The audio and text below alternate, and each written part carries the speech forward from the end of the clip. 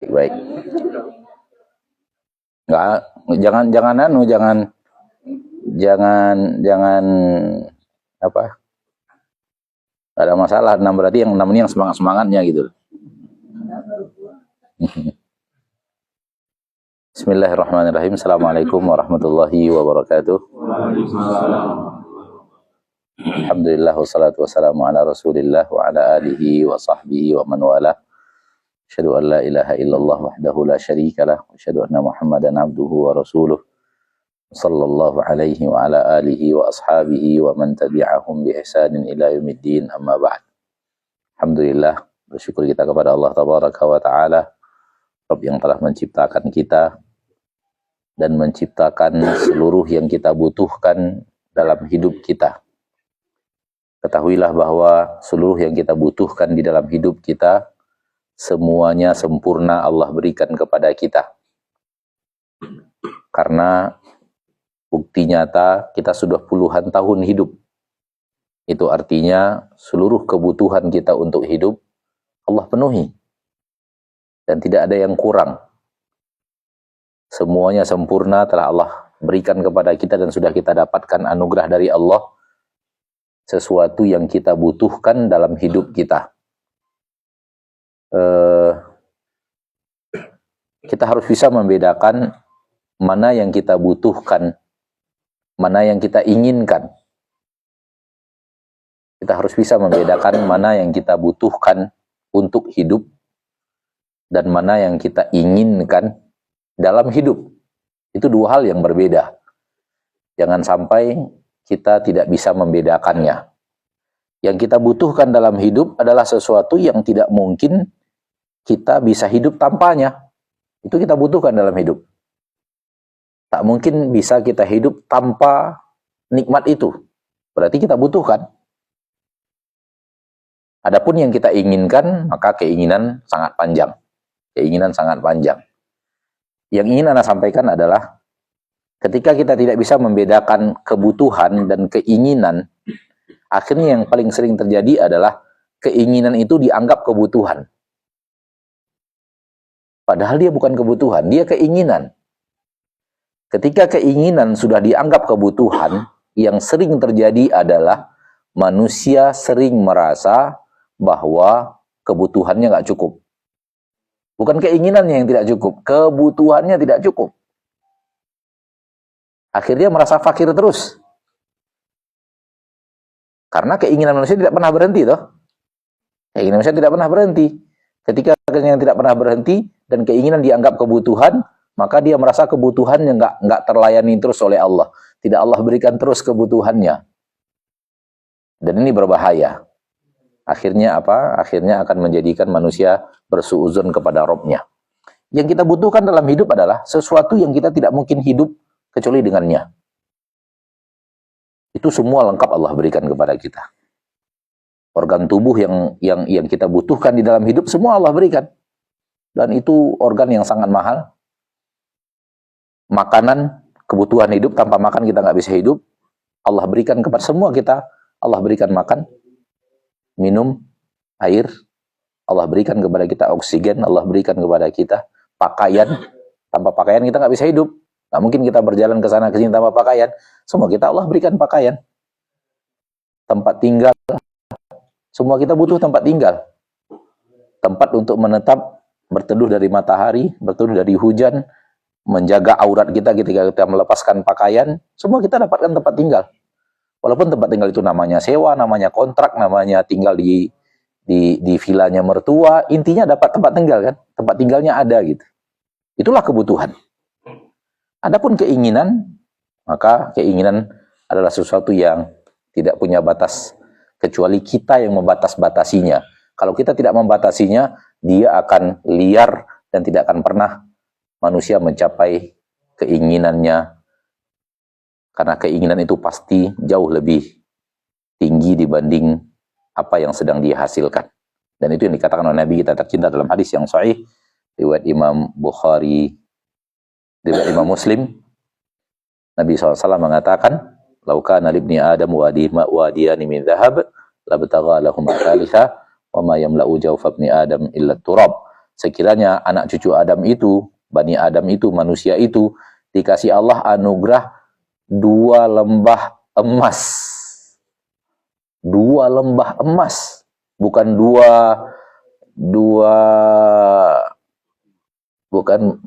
bukan dua apa yang tempat nyimpan uang itu apa namanya? Bukan 2 brankas emas. 2 brankas emasnya udah banyak rasanya ya. 2 lembah emas. Berapa itu? Berapa itu 2 lembah emas itu? Cukup bagi manusia? Enggak. La batagha lahum thalitha. Dia akan mencari yang ketiga. Keinginan nggak pernah berhenti. Maka bedakan antara keinginan dan kebutuhan. Kalau kita bicara kebutuhan, maka semua kebutuhan kita telah Allah lengkapkan, bahkan Allah memberikan kepada kita hal yang jauh lebih banyak daripada kebutuhan itu. Dan disinilah manusia akan merasa kaya. Disinilah manusia akan merasa bahwa dia memiliki kekayaan yang luar biasa.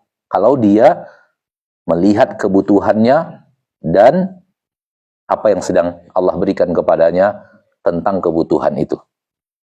Kalau tidak percaya, mari kita lihat. Kita hidup butuh makan? Pasti kan? Nggak mungkin hidup tanpa makan. Berarti makan adalah kebutuhan. Oke. Kebutuhan kita makan satu hari berapa piring? 3 ya? Udah banyak itu, 3 itu. Sebenarnya udah banyak 3 itu. Sebenarnya satu piring itu hanya makan siang. Satu piring makan siang, setengah piring makan pagi, sarapan pagi, setengah piring makan malam. 2 piring sebenarnya. Tanya aja dokter kalau nggak percaya. Iya, kita anggaplah 3 piring. Kita anggap 3 piring. 1 piring sarapan, 1 piring makan siang, 1 piring makan malam. Itu kebutuhan hidup. Baik, mari kita lihat kemampuan kita, berapa piring kita bisa menyiapkan makanan kita sehari. Kemampuan yang sedang Allah berikan kepada kita, kita siap bisa menyiapkan berapa piring? Kebutuhannya cuma 3 piring. Sementara kemampuan kita yang Allah berikan, mungkin 30 piring, 100 piring, 150 piring, 200 piring. Kebutuhan kita dalam hidup adalah baju, pakaian. Kalau kita coba lihat, berapa sih kebutuhan kita untuk hidup ini, berapa lembar pakaian yang kita butuhkan untuk hidup? Kira-kira berapa Bapak Ibu? 3? Oh, keren. Masya Allah. Kalau di Arab bisa, 3 bisa. Bahkan sebagian sahabat punya baju cuma 2 lembar. Yang satu dicuci, satu dipakai. Ini udah kotor, ini dipakai, yang ini dicuci. Karena yang 1 lembar ini bisa dipakai 3 hari kan. Di sini keringat jarang. Sehingga baju ini bisa dipakai 3 hari untuk satu yang di badan ini bisa pakai 3 hari. Ya. Kalau di Indonesia sulit kayaknya. Karena berkeringat. 7 lah ya. 7 lah ya untuk Indonesia ya. Kira-kira kebutuhan kita untuk butuh hidup di Indonesia butuh 7 lembar pakaian, maksudnya 7 setel pakaian. Coba buka lemari kita, pernah ngitung nggak berapa lembar baju kita? Ya, berapa lembar sih baju kita di lemari kita? Coba. Aduh, Masya Allah. Tuh lihat tuh. Wallahi. Demi Allah, kalau kita bisa membedakan kebutuhan hidup dan bisa membedakan keinginan hidup, maka kita akan tahu bahwa kita kaya. Kita kaya. Bahkan kalau kita ingin lebih sedikit melebar ya, kita butuh jam tangan misalnya. Oke lah, butuh jam tangan untuk lihat jam kapan gitu. Berapa jam di rumah kita? Ada yang punya 2, ada yang punya 3, ada yang punya 4. Padahal butuhnya cuma 1. Butuh sendal. Butuh 1 atau 2. Berapa sendal di rumah kita? Akhirnya, nikmat-nikmat besar yang Allah berikan itu hilang karena keinginan kita belum tercapai. Coba lihat. Nikmat-nikmat besar yang Allah berikan, nikmat jantung, nikmat pankreas, nikmat oksigen, nikmat paru-paru, nikmat darah, nikmat tulang, nikmat mata, nikmat telinga, nikmat hidung, nikmat kulit, nikmat tulang, nikmat kaki dan tangan, nikmat segala macam, semua itu hilang. Padahal itu adalah nikmat kebutuhan.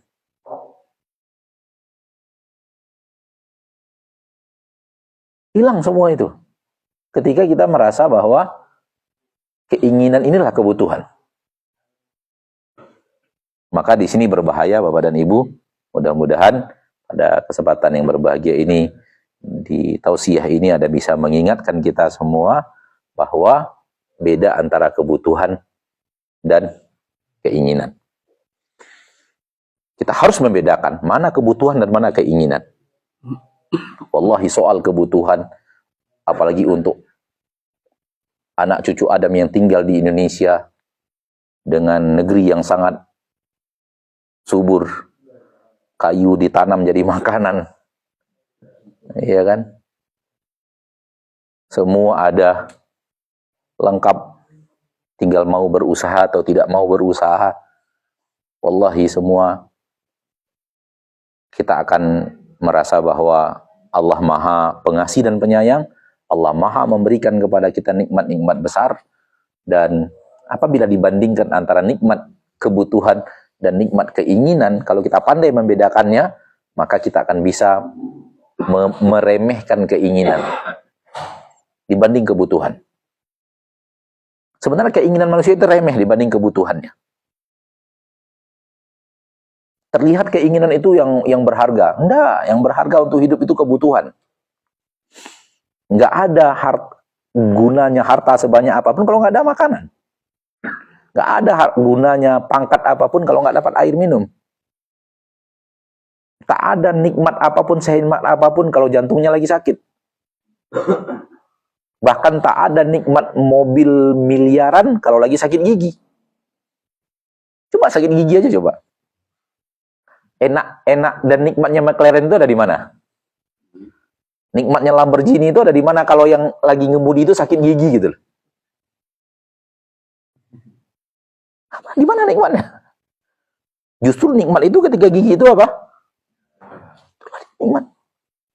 Yang sering dilupakan manusia hanya karena keinginan.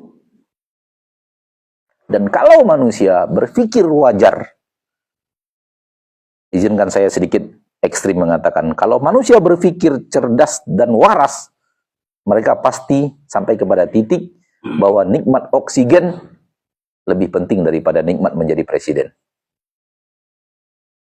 Nikmat air lebih penting daripada menjadi menteri. Nikmat makanan lebih penting daripada jadi gubernur.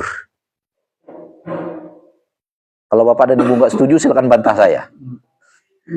Kalau Bapak ada yang nggak setuju, silakan bantah saya. Kita diskusi sampai selesai majelis ini.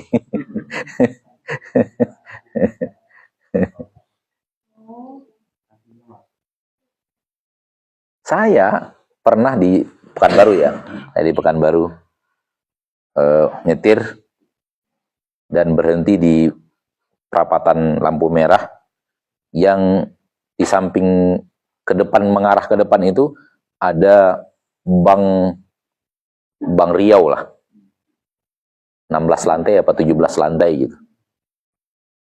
Saya ambil air mineral, saya letakkan di dashboard mobil sama tinggi dengan bank itu. Kan bisa kan kalau di dashboard kita letak air mineral bisa sama tinggi dengan bangunan 17 lantai itu. Dan saya tanamkan ke hati saya sambil menunjuk air mineral, ini lebih berharga daripada ini. Ini maksudnya air mineral lebih berharga daripada ini. Gedung 17 lantai yang dipenuhi oleh duit, rupiah dan semacamnya, emas dan semacamnya, safety box entah apa isinya, ya kan? Gedung mahal yang luar biasa itu, namun yang ini, air mineral ini lebih penting daripada ini. Ya, wallahi iya. Dan apabila kita lihat, maha adilnya Allah adalah, kalau itu kebutuhan hidup, Allah bagi rata sama. Semua dapat makanan, semua dapat air, semua dapat oksigen, semua dapat jantung, semua dapat mata, semua dapat tempat tinggal, semua dapat pakaian, semua dapat apa yang kebutuhan hidup. Pasti Allah bagi rata.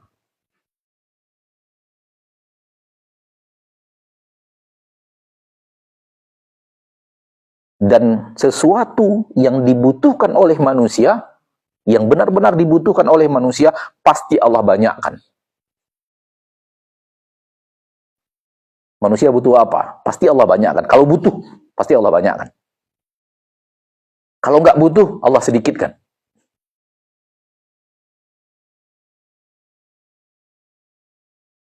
Kalau sudah sangat mengerti apa yang anak katakan tadi, anak akan bertanya kepada kita. Dalam hidup ini, kita butuh garam atau butuh berlian? Mana yang kita butuhkan sebenarnya? Garam, berlian kita nggak butuh. Anak seumur hidup nggak pernah punya berlian. Saya seumur hidup nggak pernah punya berlian. Aman-aman aja hidup. Gimana Pak? Bu? Karena nggak punya duit. Ada duit untuk beli berlian, tapi nggak pernah beli gitu.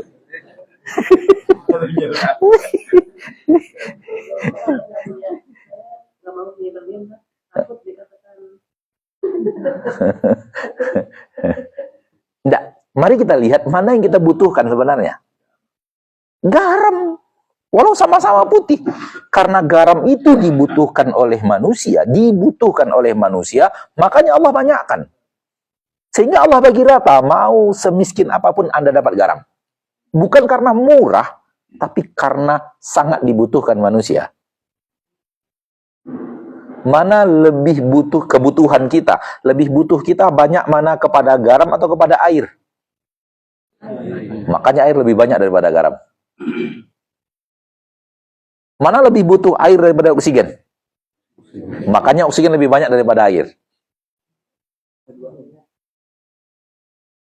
Semakin dibutuhkan oleh manusia, Allah akan jadikan dia banyak sehingga gampang didapatkan, sehingga semua dapat.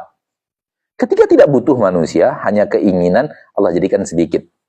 Wallahi, kalau Allah rubah seluruh garam jadi berlian, dan seluruh berlian jadi garam, hancur hidup kita.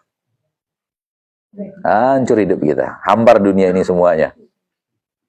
Sekiranya Allah balik ya, kita berpikir sekiranya saja Allah balik, seluruh garam di permukaan bumi jadi berlian, dan seluruh berlian jadi garam. Nggak akan enak hidup kita. Hidup ini akan hambar, sehambar makanan yang kita makan. Itu dia Bapak Ibu yang dimuliakan Allah. Oleh karena itu, sering sekali manusia mengeluhkan kekurangan, padahal dia sudah berlipat ganda, berlimpah-limpah Allah berikan kepadanya nikmat. Oleh karena itu Allah Tabaraka wa Ta'ala berfirman di dalam Al-Quran, bahwa wa qalilum min ibadiyas syakur. Sangat sedikit dari hamba-hambaku yang pandai bersyukur. Illa ladina amanu wa amilu salihati wa qalilum mahum. Nah, bukan itu. Qalilan ma tashkurun. Sangat sedikit kalian yang bersyukur. Dan ayat yang tadi kita bacakan, wa qalilum min ibadiyas syakur, dan sangat sedikit dari hambaku yang bersyukur. Dan kelemahannya adalah yang tadi. Karena manusia mengira, manusia tidak membedakan antara kebutuhan dan keinginan. Dia mengira keinginan itu adalah kebutuhan. Sehingga dia mengejar, bagaikan bayang-bayang. Semakin dikejar, semakin bayang-bayangnya lari. Begitulah dunia. Semakin dikejar, lari dia mengejar bayang-bayangnya, bayang-bayangnya juga lari, menjauh dari dia. Jadi Bapak Ibu ini dimuliakan Allah Tabaraka wa Ta'ala, untuk kita pandai bersyukur kepada Allah Tabaraka wa Ta'ala, maka lihatlah bahwa Allah sebenarnya telah menyempurnakan nikmat kepada kita, telah memberikan kepada kita seluruh yang kita butuhkan, dengan dalil, dengan bukti nyata. Sudah puluhan tahun kita hidup, berarti puluhan tahun Allah support kita dengan nikmat-nikmat yang kita butuhkan dalam hidup. Sampai-sampai saya sering memberikan sebuah permisalan, sekiranya ada seorang manusia, katakanlah kita sajalah misalnya. Bayangkan saja kita bertemu dengan sebuah rumah yang tidak terlalu besar, ya sebuah rumah tidak terlalu besar, 2 lantai, kira-kira kita bayangkan saja kira-kira rumah itu sekitar 30 meter kali 55 meter lah, 2 lantai. Ya, nggak terlalu besar lah. 35 kali 55, rumah itu 2 lantai. Ya kan? Kemudian di depannya penuh dengan taman-taman yang tertata dengan baik dan rapi, dan di parkiran depan rumahnya itu yang tidak begitu luas, parkir 12 mobil-mobil mewah. Apa dengan segala jenisnya lah, yang Ferrari-nya, yang McLaren-nya, yang Lamborghini-nya, yang Bugatti apa namanya nggak tahu yang Rolls-Royce-nya, parkir 12 mobil mewah di situ. Dan kita menatap rumah yang tak begitu besar dengan mobil yang cuma 12 buah itu di halamannya itu sambil berkata wow gitu misalnya. Sekiranya di saat itu Allah berikan tawaran kepada kita, Fulan, Anda mau rumah yang seperti itu? Dengan fasilitas yang ada di dalamnya? Dengan mobil-mobil yang ada di halamannya? Kalau mau silahkan aku berikan kepadamu, cuman sebagai penggantinya matamu harus saya cabut. Pengganti nikmat itu adalah mata. Mata yang dengan yang kau melihat rumah itu, mata yang dengan yang kau melihat mobil mewah itu, mata yang dengan yang kau melihat nikmat yang kau katakan wow itu harus saya ambil. Saya akan berikan kepadamu nikmat itu. Atau engkau tetap pakai mata ini, namun seumur hidup aku tidak akan berikan kepadamu rumah dan mobil-mobil itu. Kira-kira pilih yang mana ya?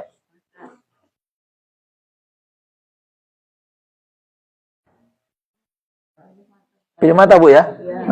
Coba lihat. Coba lihat.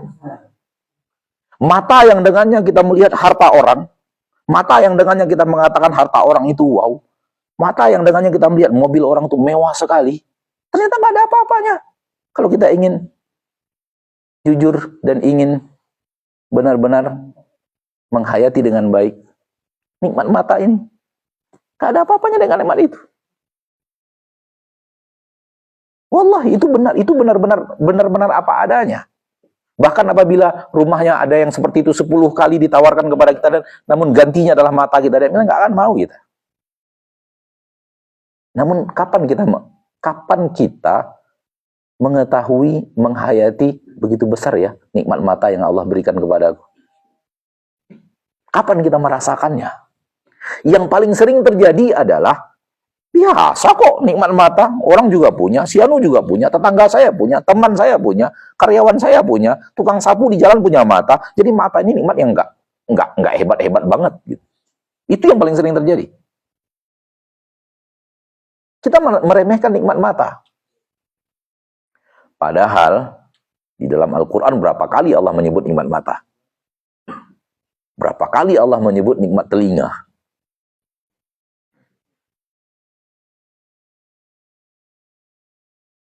Bapak Ibu yang dimuliakan Allah. Jadi sebenarnya Allah telah pengasih dan penyayang kepada kita, dan benar-benar seperti yang Allah katakan bahwa wa in ta'uddu ni'matallahi la tuhsuha.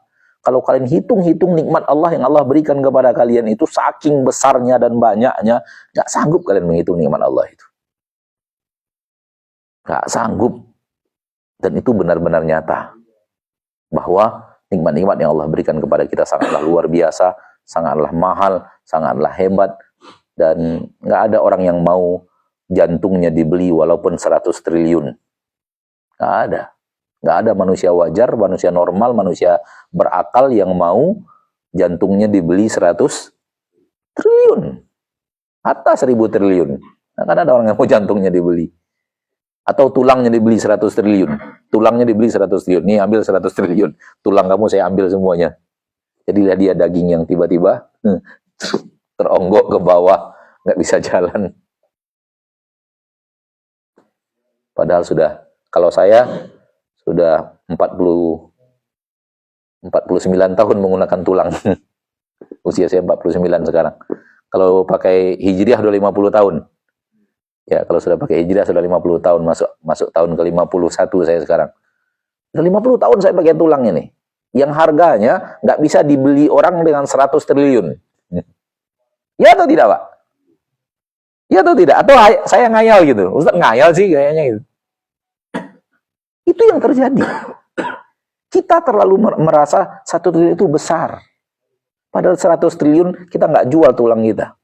100 triliun kita nggak jual mata kita. 100 triliun kita nggak jual darah kita. Siapa yang mau jual semua darahnya disedot 100 triliun? Siapa yang mau? Itu yang saya katakan tadi, bahwa apabila kita hayati kebutuhan kita, kebutuhan itu lebih mahal, lebih penting, lebih segala-galanya dibanding keinginan.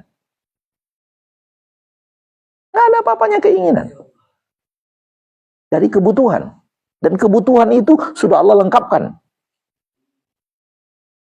Mana rasa syukur kita kepada Allah Subhanahu wa ta'ala? Mana kita melihat? Allah berfirman di dalam Al-Quran, surat Al-Balad, Alam naj'al lahu ainain wa lisanan wa syafatain. Tidakkah kami telah menciptakan untuk dia, yaitu manusia, 2 mata. Kami telah menciptakan untuk manusia itu lisan, 1 lisan, dan 2 bibir. Hai manusia, kami telah berikan kamu 2 mata. Hai manusia, kami telah berikan kamu 1 lidah. Kami telah berikan kepadamu 2 bibir. Allah mengingatkan kita nikmat kebutuhan. Wa anzalna minas sama'i ma'an. Kami turunkan dari langit air mubarakan yang penuh berkah. Wa anzalna minal mu'sirati ma'an thajjaja. Kami turunkan dari awan air yang tercurah dengan deras. Allah sedang menyebut nikmat kebutuhan. Karena kita butuh mata, kita butuh lidah untuk berbicara, kita butuh bibir untuk dirangkai dengan lidah untuk bisa berbicara. Kita butuh nikmat air. Bahkan kita butuh matahari. Tanpa matahari kita nggak bisa hidup. Wasyamsi wa duhaha, demi matahari dan demi cahayanya yang terang benderang. Kita butuh malam untuk tidur. Walaili idza yaghsha. Ini nikmat kebutuhan. Kita butuh tidur. Wa huwa alladzi yatawaffakum bil-laili wa ya'lamu ma jarahtum bin-nahar. Dialah Allah yang telah mewafatkan kalian di malam hari. Maksud mewafatkan di sini adalah menidurkan kalian di malam hari dan tahu apa yang kalian kerjakan di siang hari. Nikmat kebutuhan, kebutuhan tidur. Dan hal yang spesial dalam tidur adalah kita ini sebenarnya makhluk yang tidak punya kemampuan tidur. Kita hanya ditidurkan. Karena kita butuh tidur istirahat, maka Allah menidurkan kita. Bukan kita yang pandai tidur. Kita nggak bisa tidur, Pak. Tidur itu berbeda dengan berjalan. Tidur itu berbeda dengan berbicara. Tidur itu berbeda dengan melihat. Kalau melihat kita bisa melihat. Berbicara kita bisa berbicara. Tidur itu berbeda dengan rebahan. Bapak bisa rebahan. Bisa rebahan, Pak? Bisa. Rebahan. Tidur, Pak? Nggak bisa. Berarti kita nggak bisa tidur. Oleh karena itu, di dalam ayat ini, Allah menisbatkan nikmat tidur langsung kepada Dia. Wa huwallazi yatawaffakum bil-laili. Dialah Allah yang menidurkan kalian di malam hari. Menidurkan kalian di malam hari. Artinya apa? Kalau Allah tidak tidurkan, kita nggak bisa tidur. Walaupun kita mau tidur. Walaupun udah ngantuk berat.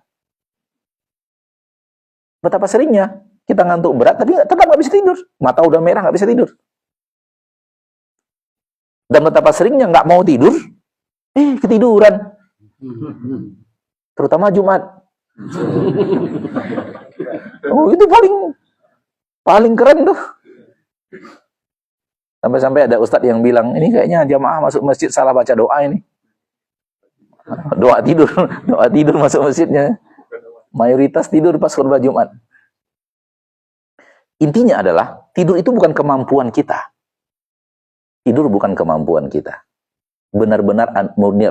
Sebenarnya yang kita mampu hanyalah rebahan, pejam mata, heningkan suasana, atur AC, untuk bisa mendapatkan nikmat tidur. Berusaha untuk tidur. Itu yang kita bisa. Tidur nggak tidur, bukan kemampuan kita. Karena tidur itu Allah yang memberikan. Oleh karena itu kalau orang mengatakan, saya tadi malam tidur jam 12, pasti salah. Karena kalau dia masih melihat jam 12, dia belum tidur. Iya kan? Dia tidur, kalau saya rebahan jam 12, benar. Tapi kalau saya tidur jam 12, nggak mungkin itu. Karena dia masih melihat jam 12, dia belum tidur itu. Saya rebahan masuk kamar jam 12, itu betul. Tapi kalau saya tidur jam 12, salah. Bapak-bapak pernah nggak, Pak? Ibu-ibu pernah nggak, Bu? Bertemu dengan orang dapat penyakit nggak bisa tidur? Pernah ya? Apa namanya? Insomnia. Oh, itu beda betul banget sama saya itu. Kalau saya pelor. Nempel molor udah. Pantang nempel. Itu saya bertemu beberapa orang yang nggak bisa tidur. Waduh, itu bagaimana dia mengeluhkan hidupnya yang menderita gara-gara nggak bisa tidur. Setiap mau tidur harus minum obat? Bukan obat tidur itu. Tanya dokter udah, bukan obat tidur itu. Ada yang dokter di sini? Nah, tanya dokter, pasti bukan obat tidur sebenarnya itu. Hah? Ya udah, hafalah namanya, bukan. Supaya kita bisa makan aja diberi nama obat tidur itu. Enggak. Karena tidur nggak ada yang jual, nggak ada obatnya. Itu murni anugerah Allah. Jadi Bapak Ibu yang dimuliakan Allah, nikmat Allah begitu besar, nikmat Allah begitu banyak, nikmat Allah begitu luas, nikmat Allah begitu menggunung. Sebenarnya keinginan kita nggak ada apa-apanya dibanding nikmat yang telah kita rasakan, yang telah Allah berikan, yang telah kita nikmati selama puluhan tahun kita hidup. Oleh karena itu, mari bersyukur kepada Allah Tabaraka wa Ta'ala atas karunia Allah yang luar biasa. Dan ketahuilah bahwa mata kita lebih berharga dari 100 triliun, telinga kita lebih berharga daripada 100 triliun, tulang kita lebih berharga dari 100 triliun, apalagi paru-paru, jantung, pankreas, ginjal, darah, daging, oksigen itu lebih berharga daripada triliunan-triliunan yang dianukan oleh manusia. Maka mari kita bersyukur kepada Allah Tabaraka wa Ta'ala. Inti kajian kita pada kesempatan yang berbahagia ini adalah bedakan antara kebutuhan dan keinginan. Ustadz, keinginan saya mau panjang-panjangkan, boleh tidak Ustadz? Kalau adab hidup di dunia, kalau kita lihat dari nasihat para ulama, sifat seorang mukmin adalah dia berikhtiar sekuat tenaga dan dia serahkan urusan hasil kepada Allah. Adapun cita-cita keinginan dalam hal dunia, nasihat para ulama kalau bisa disingkat-singkatkan saja. Jangan dipanjang-panjangkan. Cita-cita dunia dibuat simpel, dibuat singkat, dibuat pendek. Cita-cita pendek, jangan cita-cita terlalu panjang. Itu yang kita tahu dari nasihat para ahli ilmu, baik di buku-buku para ulama atau di ceramah-ceramah para ulama, di nasihat-nasihat para ulama, di buku-buku tentang dunia dan sifat mukmin terhadap dunia. Maka sebenarnya cita-cita dunia itu bagi orang mukmin yang terbaik adalah mempendekkan angan-angan, bukan memanjangkan angan-angan.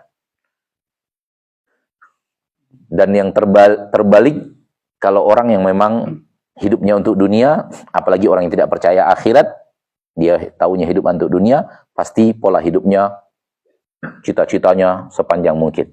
Dan itu bukan berarti hidup itu malas, tidak. Tetap ikhtiar itu maksimal. Namun soal cita-cita, di nasihat para ulama disingkatkan, jangan dipanjang-panjangkan. Dan ternyata ketika kita mencoba untuk memperhatikan, kita mencoba untuk mengamalkan, nikmat hidup kalau cita-cita itu dipendekkan gitu, nggak dipanjang-panjangkan gitu. Contoh, pengalaman anak pribadi saja misalnya. Pengalaman anak pribadi, pengen punya mobil, tapi targetnya hanya mobil Kijang Grand Extra. Grand Extra itu apa namanya itu ya? Grand Extra tahun 96. 95 atau 96 atau 94. Itulah. 495 ya. Itu ketika keinginan punya mobil ketika itu targetnya hanya mobil itu. Karena sesuai dengan keuangan ketika itu, kemampuan ketika itu, rasanya kalau ingin punya mobil itu dulu dah targetnya gitu. Enggak langsung ingin yang tingkat tinggi gitu. Sesuai dengan nasihat para ulama, kalau urusan dunia targetnya dipendek-pendekkan saja. Alhamdulillah ketika mencari, dapatnya malah Kijang Kapsul tahun 98. Nikmat jadinya. Targetnya 94 atau 95, dapatnya 98 sudah, kapsul sudah. Walaupun pakai karet di belakang, bagian karet di belakang itu kan. Artinya dari sini anak ketika pertama kali punya mobil itu, anak langsung, oh ini maksud para ulama, cita-cita itu pendek aja. Sehingga gampang kecapainya gitu loh. Tapi kan kalau metode orang sekarang atau para motivator, cita-cita digantung setinggi langit. Biar kita, kapan dapatnya? Kapan tercapainya cita-cita setinggi langit, kalau setinggi langit itu digantung cita-cita itu. Nah, ternyata dari hadis Nabi SAW adalah, ihris ala ma yanfa'uk wasta'in billah. Untuk urusan yang sedang engkau inginkan, yang tadinya tidak usah terlalu panjang-panjang, tetap harus maksimal effort, maksimal usaha. Tamak untuk apa yang untukmu ada kebaikan. Namun, urusan serahkan kepada Allah. Minta tolong kepada Allah. Allah yang akan mengatur apakah engkau mencapainya atau tidak. Namun, bukan berarti bermalas-malas. Namun, bukan berarti tidak maksimal dalam ikhtiar. Tetap dalam ikhtiar manusia disuruh untuk maksimal oleh Nabi kita tercinta. Akan tetapi, soal dunia, jangan dipanjang-panjangkan cita-cita. Kalau cita-citanya tidak terlalu jauh daripada kemampuan sekarang, gampang mencapainya. Alhamdulillah dapat. Kemudian naikkan lagi sedikit ke atas. Alhamdulillah dapat. Berkali-kali alhamdulillah dapatnya. Tapi kalau sudah tertinggi langit, nggak bisa-bisa dapat itu. Dan harta sebanyak apapun, kalau seandainya hati adalah hati yang fakir, tetap dia akan merasa bahwa itu kurang, dan kurang. Persis seperti hadis Nabi yang tadi kita bacakan, bahwa sekiranya Bani Adam memiliki 2 lembah emas, maka dia mencari emas yang masih kurang. Wa ma yamla'u jawfa ibni Adam illa turab. Dan tidak ada yang membuat manusia itu berhenti kecuali apabila sudah masuk tanah. Kalau sudah mati. Saya punya kenalan, dia yang bercerita, saya tidak tahu, tapi dia yang bercerita. Kenalan saya ini bercerita, kata kenalan saya ini, saya punya teman. Saya punya teman, berarti kan nggak cerita orang. Tadi orang yang saya kenal mengatakan, saya punya teman di Jakarta, dia punya 1 kamar, dan 1 kamar itu lemari saja isinya, dan lemari itu semuanya isinya surat tanah. Dan saya tahu dia masih mencari tanah lain untuk dibeli. Tanah lain untuk dibeli. 1 kamar isinya lemari, seluruh lemari itu isinya surat tanah.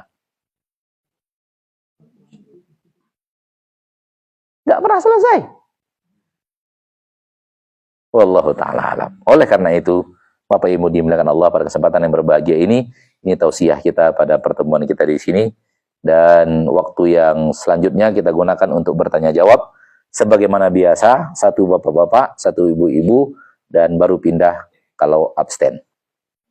Atau karena ibu-ibu sudah masih 6 orang? Ya. Nah, berarti 7. Nah, berarti 2 bapak-bapak, 1 ibu-ibu ya. Silakan, bapak dulu 2. Silakan, Pak.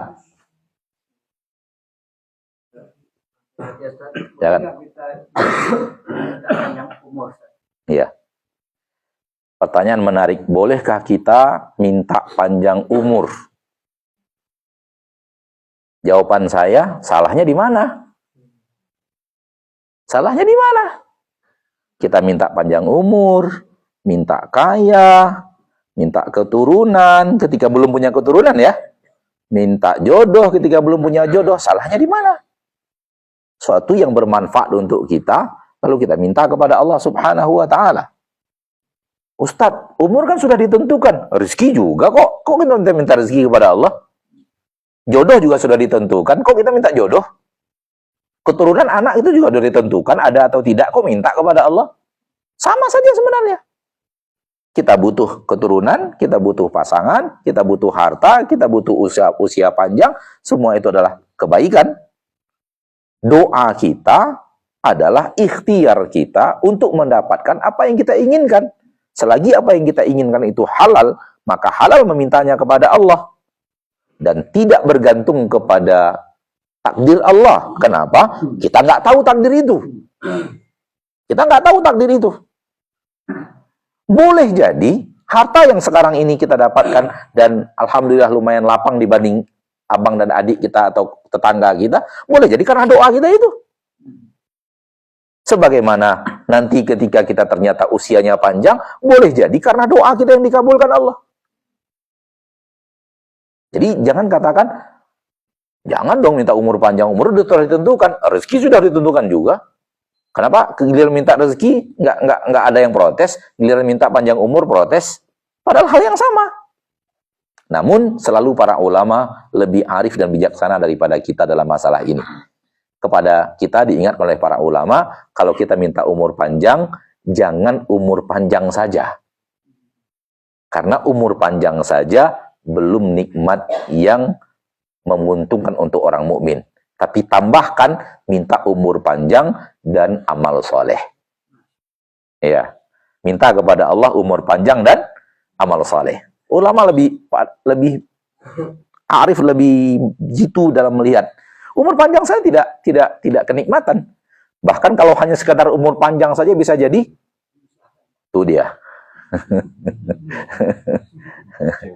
Salah seorang ulama menasihatkan begini, barang siapa yang mendapatkan umur panjang, dia pasti berkali-kali sedih berpisah dengan orang-orang yang dia cintai. Kalau umurnya panjang kan, meninggal ini, meninggal itu, meninggal ini, meninggal itu, meninggal ini. Dia harus siap untuk berkali-kali menangis kehilangan orang yang dia cintai. Ya, jadi seperti itu. Dan di dalam agama kita ternyata yang dipuji itulah umur panjang dan beramal soleh. Umur panjang untuk beramal soleh. Maka tambahkan minta umur panjang dan panjang dalam ketaatan kepada Allah Subhanahu wa ta'ala. Karena kalau semakin panjang kita, usia kita bersamaan dengan ketaatan, mudah-mudahan semakin tinggi tempat kita di surga Allah Subhanahu wa ta'ala. Wallahu a'lam. Itu dia, Pak. Siapa lagi yang Bapak-bapak? Silakan dulu di sini. Silakan. Ini pertanyaan dari wanita. Iya. Umroh itu suatu jihad buat wanita. Haji, bukan umroh. Haji yang jihad wanita. Ya ini agak mirip lah. Terus, tapi yang ada hadisnya haji. Ya.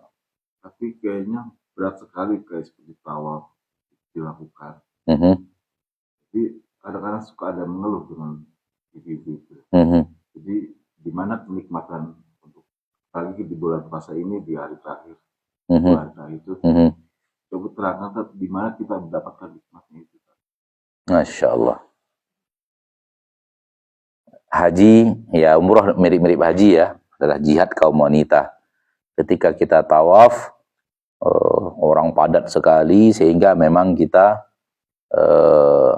ya fisik kita terganggu lah dengan desak-desakan yang luar biasa, tersikut sana tersikut sini, kegencet gitu ya.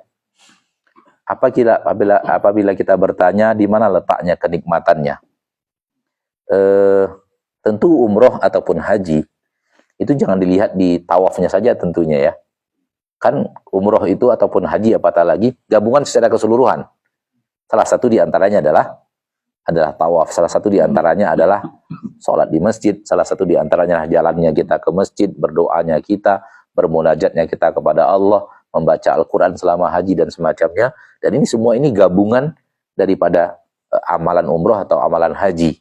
Jadi tidak dilihat dari empet-empetan di tawafnya saja sebenarnya. Apabila kita melihat dengan baik dan benar, kita akan menemukan jalan agama adalah meletihkan jasad, menenangkan hati. Dan jalan dunia adalah memanjakan badan, menyengsarakan hati. Coba lihat. Hal-hal yang berhubungan dengan agama Allah, hal-hal yang berhubungan dengan ketaatan, hal-hal yang berhubungan dengan akhirat, hal-hal yang berhubungan dengan surga, apatah lagi jihad, itu adalah meletihkan badan memang. Badan itu dicapekkan. Namun dicapeknya badan dalam ketaatan, yang lahir adalah ketentraman jiwa, ketenangan batin, dengan melelahkan badan. Dengan dilelahkan badan di atas ketaatan, jiwa tenang dan tentram. Beda maksiat adalah menservis badan, memanjakan badan, namun menyengsarakan hati. Ustaz, bisakah badan saya manja-manjakan, hati saya tentramkan? Nggak connect dia. Nggak connect. Karena salah satu di antaranya harus pilih. Kalau ingin ketentraman jiwa, badan harus dilelahkan dalam ketaatan. Dan itu contoh dari Rasul kita seperti itu. Contoh Rasul kita, sholatnya sampai kakinya bengkak-bengkak. Kenapa kok sampai segitu ya Rasulullah? Karena beliau merasakan ketentraman yang luar biasa ketika sholat. Hati beliau yang sangat tentram di saat sholat, sehingga semua urusan kelar kalau sudah di bawah sujud. Semua urusan hilang, sebesar apapun urusan hilang kalau sudah di bawah ruku di hadapan Allah Tabaraka wa Ta'ala, bermunajat kepada Allah Tabaraka wa Ta'ala, datang ketentraman jiwa yang luar biasa. Maka secara global bahwa haji itu adalah amalan secara keseluruhan. Kalau pun harus berdesak-desakan di tawaf, pada akhirnya pada saat kita bermunajat kepada Allah sambil tawaf, apalagi sambil menangis ketika tawaf, ada jiwa kita yang tenang dan tentram. Dan itu terbukti. Dan pengalaman kita membawa jemaah haji dan jemaah umroh adalah seperti itu. Mereka mendapatkan ketenangan dan ketentraman jiwa di kota Mekah dan kota Madinah ini lebih daripada ketentraman jiwa mereka ketika ada di tanah air. Bahkan walau di rumah sendiri. Kenapa? Karena di sini melelahkan badan untuk menenteramkan hati. Kalau Bapak bolak-balik ke masjid dari sini, itu berapa kilo jalannya sehari itu? Nggak terkira itu langkah kita berapa. Itu kan capek sebenarnya kayak gitu, Pak. Makanya ketika jemaah nanti pulang sampai di Indonesia, banyak yang tumbang ini, maksudnya aduh capek gitu loh. Kenapa? Karena memang di sini dilelahkan badan itu. Dilelahkan badan itu. Dan itulah dia yang bisa saya jawab, Pak ya. Jadi memang dalam agama kita itu badan dilelahkan untuk mencapai ketentraman jiwa, dan maksiat dunia secara umum badan yang dimanja namun jiwanya pasti resah dan gelisah. Enggak, Pak. Enggak. Dari perjalanan hadis Nabi, dari perjalanan kehidupan Rasul tercinta sallallahu alaihi wasallam. Baik, silakan ibu-ibu pertanyaannya.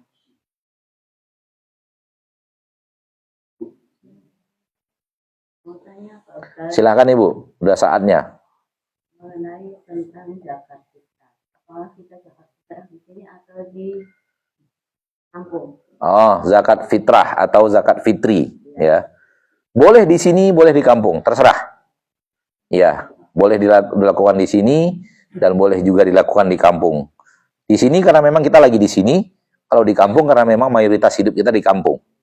Mayoritas hidup kita berada di kampung kita. Maka boleh saja para ulama mengatakan boleh di sini kita bayar atau boleh kita bayar di kampung kita. Jadi terserah mau dibayar di sini atau dibayar di kampung, mana yang memudahkan kita saja. Ya. Cukup, Bu? Baik. Silakan, Pak. Zakat dulu, Ustaz. Anda pernah dengar kalau zakat itu kan dianggap sebagai kotoran, itu kan, maka untuk membersihkan. Katanya itu seharusnya dikasih ke adik atau kakak walaupun dia miskin, karena itu kotoran yang kita kasih ke keluarga katanya. Iya. Dengan alasan harusnya itu tanggung jawab kamu. Nah, kalau kita misalnya setiap bulan sudah membantu mereka tapi tetap zakat ke mereka, apakah ini juga nggak boleh? Baik. Pertama, makna zakat itu adalah kotoran. Memang ada hadisnya, sahih dari Nabi SAW. Nabi mengatakan bahwa zakat itu adalah harta kotor yang diambil dari manusia. Ketika para ulama mensyarah harta kotor adalah, kalau dia tidak dikeluarkan, semua jadi kotor. Itu maksudnya, kalau dia tidak dikeluarkan, semua jadi kotor. Satu, kata para ulama, maknanya itu. Jadi harta itu akan bersih apabila zakatnya dikeluarkan. Karena kalau dia tidak dikeluarkan, harta itu semuanya menjadi kotor. Bisa dibayangkan, dengan dikeluarkannya harta jadi bersih. Dengan dikeluarkan zakat, harta ini menjadi bersih. Seandainya zakat itu tidak dikeluarkan, maka semuanya total kotor. Oleh karena itu, makna ini yang diinginkan oleh Nabi SAW, bersihkan harta kalian dengan mengeluarkan zakat. Satu. Yang kedua, kata para ulama, maknanya adalah karena dia dikeluarkan dengan cara terpaksa. Karena diwajibkan.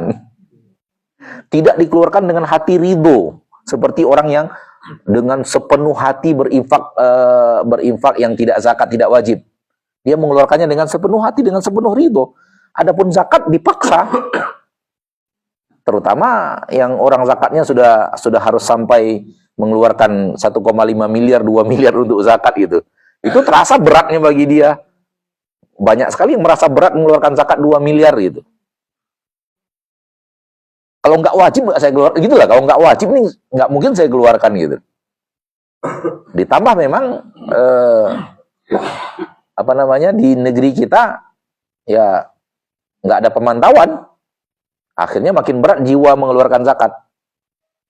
Dalam makna inilah, karena manusia mengeluarkannya dalam bentuk terpaksa karena wajib, maka Nabi mengatakan kita keluarga Nabi, Ahlul Bait, diharamkan untuk menerima zakat. Karena keluarga Nabi adalah keluarga suci yang tidak layak bagi keluarga suci ini dapat harta dari hasil manusia terpaksa mengeluarkannya. Gitu. Jadi itu makna harta kotor, harta yang diambil dari manusia yang kotor itu maksudnya itu. Bukan zakatnya itu kotor dan haram dan semacamnya, enggak. Akan tetapi kalau tidak dikeluarkan maka seluruh harta menjadi kotor, atau dalam makna yang kedua bahwa dia dikeluarkan dari keterpaksaan wajib. Kalau tidak wajib ya mungkin manusia nggak mau mengeluarkan. Oleh karena itu ketika awal-awal Nabi wafat saja, yang paling banyak terjadi di Jazirah Arab ini orang nggak mau mengeluarkan harta zakatnya. Karena memang kecintaan pada harta itu. Baik, pertanyaannya, bolehkah kita memberikan zakat kepada keluarga kita? Ambil saja kaidah, Pak. Keluarga di sini maksudnya kakak, adik, om, tante, dan ponakan, dan semacamnya gitu ya. Ambil saja kaidah. Kaidahnya adalah orang yang kita wajib menafkahinya, orang yang secara syariat kita wajib menafkahinya, maka orang itu tidak boleh kita keluarkan zakat untuknya. Tapi orang yang secara syariat kita tidak wajib menafkahinya, maka orang itu boleh kita berikan zakat. Zakat mal ya maksudnya. Jadi kaedahnya adalah, apakah dia adalah orang yang wajib saya nafkahi?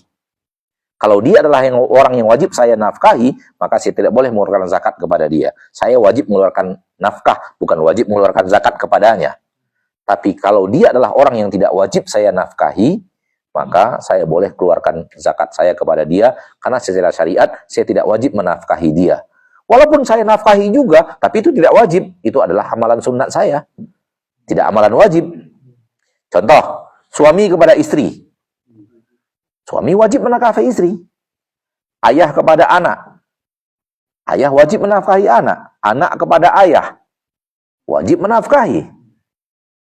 Maka tidak boleh saling memberikan zakat. Dari suami diberikan zakat ke istri. Ayah memberikan zakat ke anak. Anak memberikan zakat ke ayah. Nggak boleh. Kenapa? Ini wajib menafkahi. Saling wajib menafkahi. Baik. Istri kepada suami.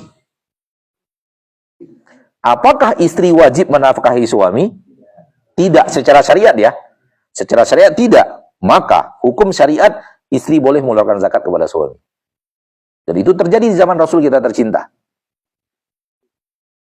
Di zaman Rasul kita tercinta terjadi.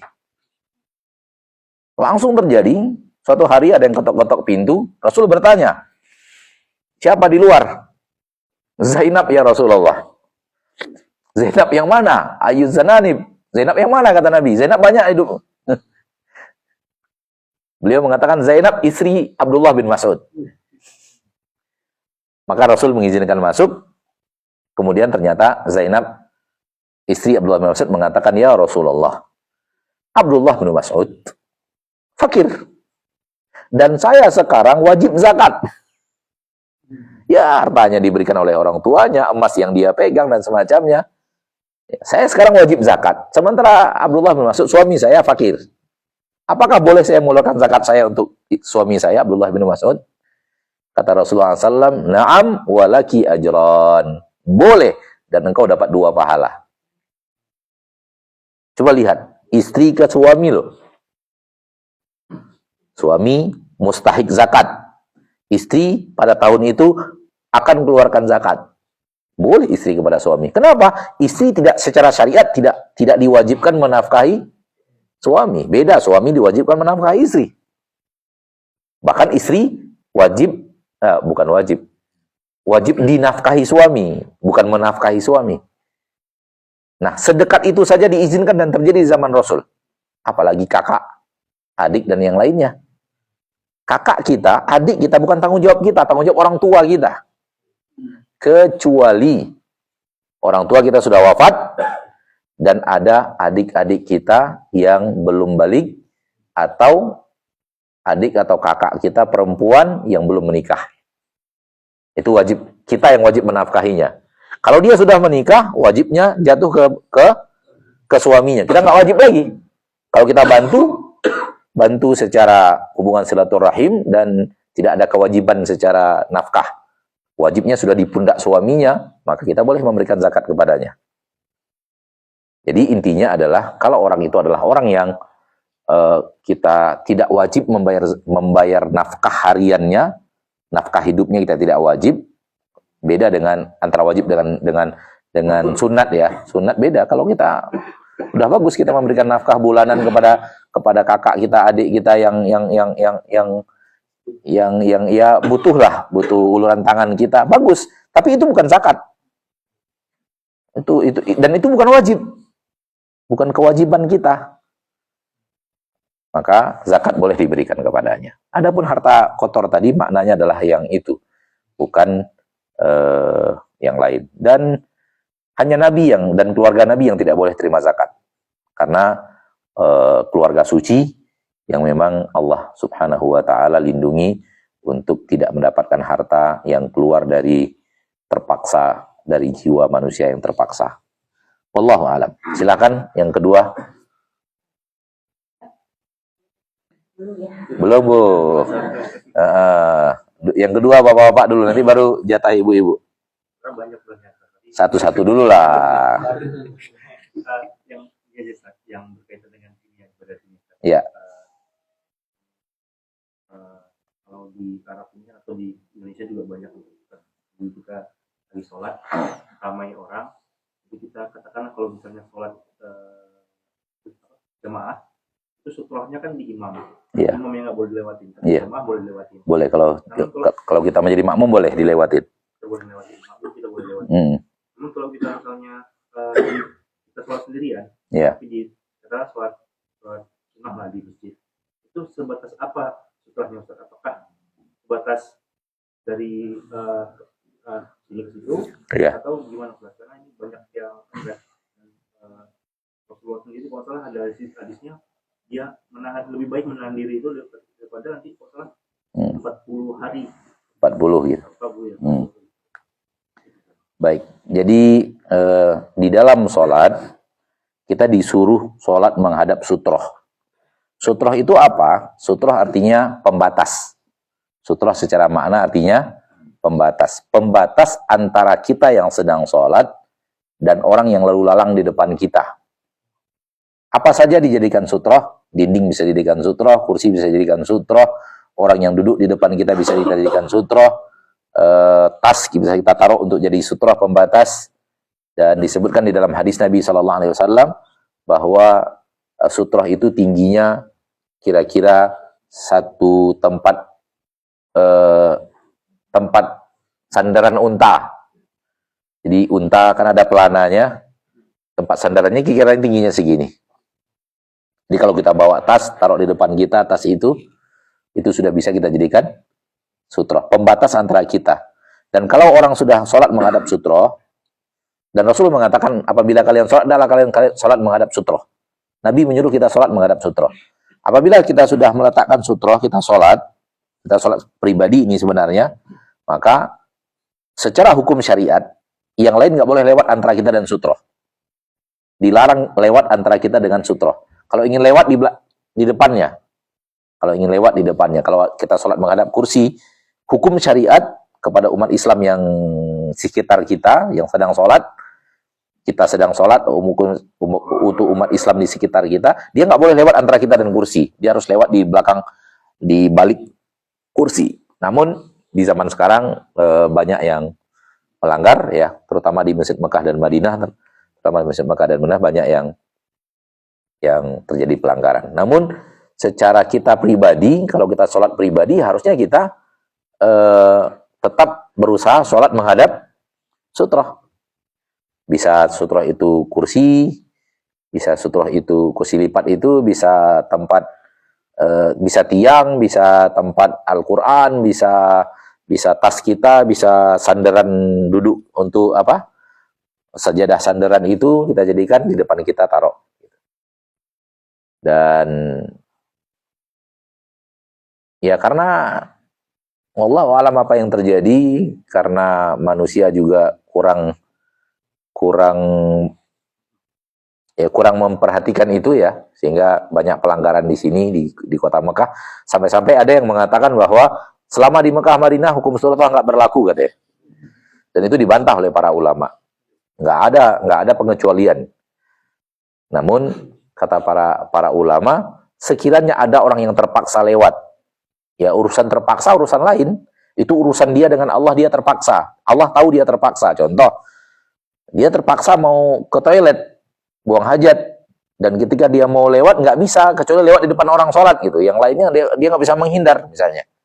Maka itu urusan kedaruratan yang dia dan Allah ada uzur gitu. Tapi kalau hanya sekedar lewat-lewat saja tanpa ada kedaruratan, itu adalah pelanggaran dalam syariat. Maka apabila kita sholat, kita letakkan sutroh, dan kita kalau ada orang kita lewat, ada orang ada sutrohnya, jangan lewat antara dia dan sutrohnya, lewat di belakang itu. Kata Nabi SAW, la iyaqifar rajulu arba'ina khairun lahu min an yamurra baina yadayhi. Ada seorang yang berdiri, dia tunggu selama 40 sampai orang ini selesai sholat, lebih baik bagi dia dibanding dia lewat di depan orang yang sholat antara dia dan sutroh itu. Ustaz, bagaimana kalau ada orang yang sholat nggak ada sutrohnya?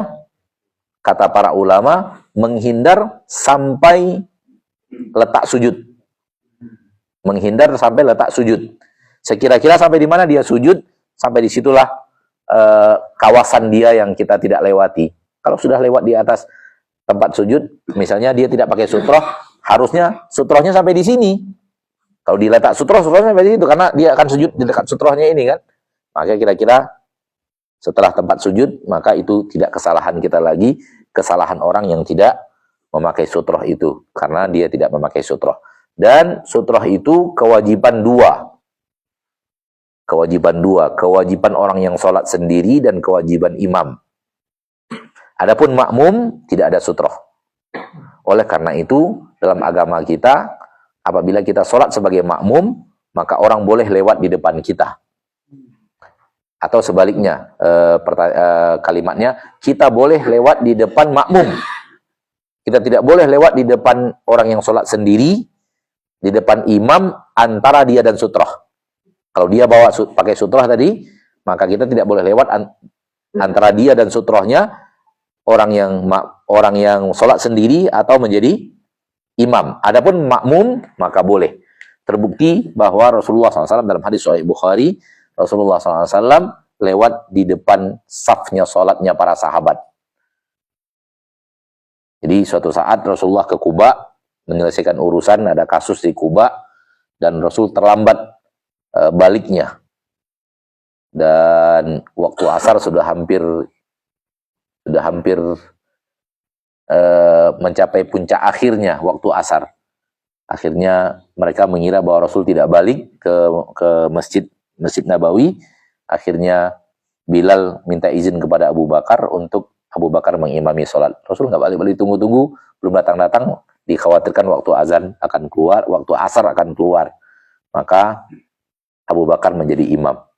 Baru rakaat pertama Abu Bakar jadi imam, Rasul datang. Dan itu lewat di depan saf satu. Lewat di depan saf satu sampai di belakang Abu Bakar. Begitu Rasul sudah datang, para sahabat sudah datang, Sudah tahu Rasul datang, Abu Bakar menjadi imam, para sahabat bertasbih, subhanallah. Abu Bakar lanjut sholatnya, subhanallah. Abu Bakar bingung, saya salah apa? Saya salah apa? Oh, baru takbiratul ihram belum ruku juga. Ya kan, kalau tasbih kan salah kan? Salah kan? Makmum tasbih berarti imam salah kan? Abu Bakar malah bingung, saya salah apa? Para sahabat bertasbih di belakang. Oh, pertama Abu Bakar cuek tasbih. Tapi lama-lama diulang lagi tasbihnya. Akhirnya boleh Abu Bakar lihat ke belakang. Dan itu pelajaran penting bagi yang jadi imam. Kalau dia ditasbihin dan dia tidak tahu salahnya apa, dia boleh lihat ke belakang. Dia boleh lihat ke belakang. Dia tidak tahu salahnya apa. Dia tidak mengerti kenapa orang bertasbih. Dan begitu dia melihat ke belakang, dia melihat Rasulullah sudah ada di belakangnya. Rasulullah memberikan isyarat. Boleh berbicara kepada orang yang sholat, dan orang sholat boleh berbicara tapi pakai isyarat. Sebatas kebutuhan. Rasulullah memberikan isyarat kepada Abu Bakar untuk tetap diam. Tetap menjadi imam. Melanjutkan jadi imamnya. Dan Abu Bakar mundur ke belakang. Rasul maju. Ketika selesai sholat, Rasul menanya kepada Abu Bakar, ya Abu Bakar, kenapa engkau tidak lanjutkan sholatmu ketika saya suruh tetap? Kata Abu Bakar, tidak pantas untuk seorang Abu Bakar untuk mengimami Rasulullah Sallallahu Alaihi Wasallam. Nggak pernah. Itu dia. Jadi seperti itu. Adapun makmum boleh untuk dilewati, kita boleh lewat di depan makmum. Dan ini hukum yang luar biasa. Kalaulah berdosa kita lewat di depan makmum, bayangkan kalau kita kentut pas sholat. Ya kan? Berapa panjang yang harus kita dosain itu? Berapa panjang yang harus kita dosain kalau saya berdosa kita lewat di depan makmum? Baik, cukup? Silakan Ibu di belakang. Waalaikumsalam. Yang di depan suami istri ya. Iya, Bu. Maksudnya punya kemampuan lebih ya dari suami. Kalau kita memberikan zakat harga itu, tapi kita melihat kondisi suaminya ya, suaminya kan kurang ya. Kita berikan, kita tidak melihat istrinya itu kan maksudnya mampu, tapi kita lihat dari suaminya, apakah boleh? Boleh, Bu. Berarti suami adik kita gitu ya? Ya tentunya. Suami adik kita boleh dong, suami kita sendiri boleh kalau dia mustahik. Tapi istrinya mampu gitu kan? Boleh ya? Boleh, Bu, boleh. Boleh, boleh. Boleh. Boleh. Suami istrinya yang punya penghasilan besar tapi suaminya enggak gitu ya. Boleh.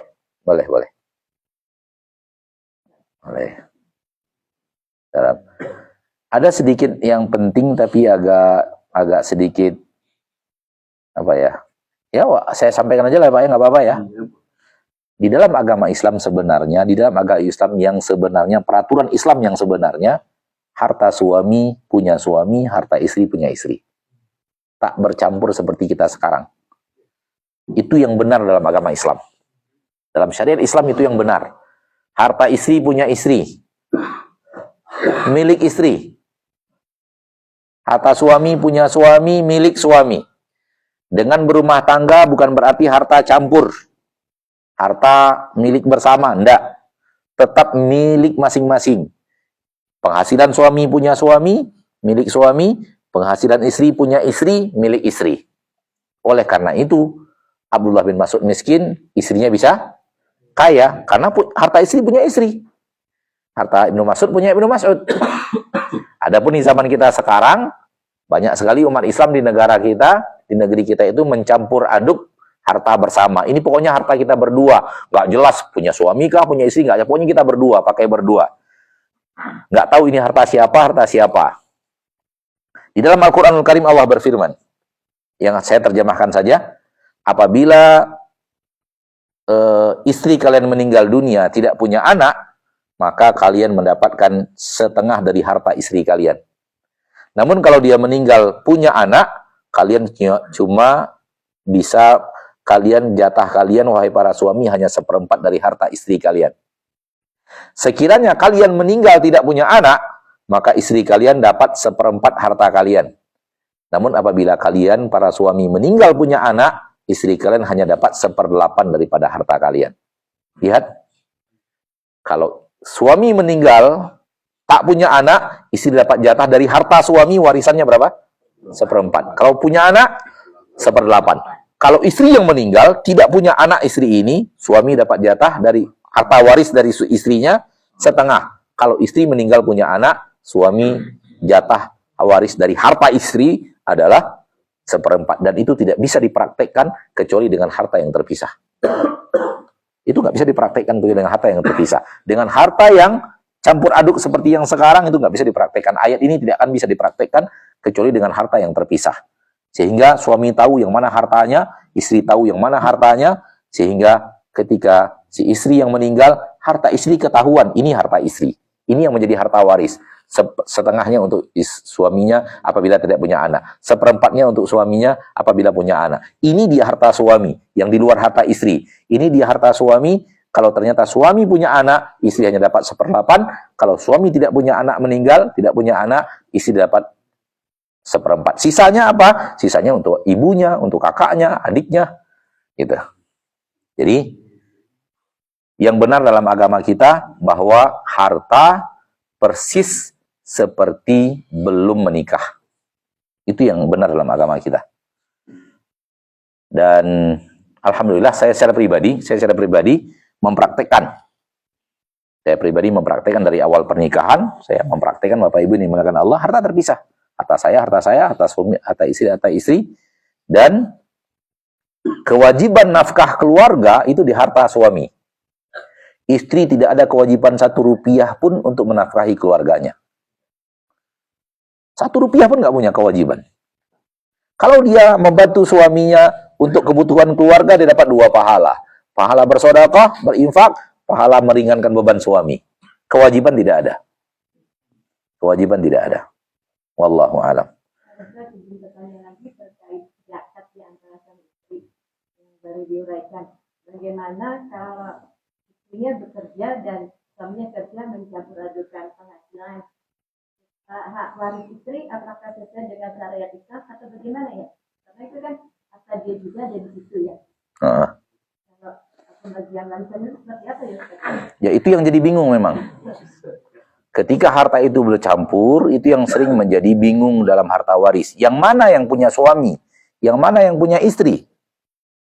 Itu yang jadi bingung. Tapi kalau kita mau menggunakan syariat Islam, kondisinya seperti apa ya Ustaz ya? Nah, tunggu dulu, sedikit. Itu yang menjadi bingung ketika sekarang ini sering terjadi bahwa ketika salah seorang meninggal, menjadi bingung. Menjadi bingung yang mau dibagi yang mana? Sulit, karena nggak tahu yang mana yang punya suami, yang mana yang punya istri. Akhirnya apa? Ya pokoknya pakai saja dulu sampai istrinya meninggal lagi. Baru boleh anaknya bagi-bagi. Kan gitu kan?